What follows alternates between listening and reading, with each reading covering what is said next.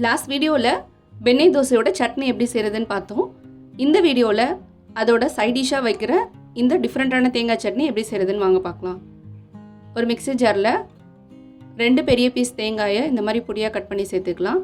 2 பச்சை மிளகா, 3 பல் பூண்டு, ஒரு சின்ன துண்டு இஞ்சி, கொஞ்சமாக கருவேப்பிலை, ஒரு சின்ன சைஸ் புளி,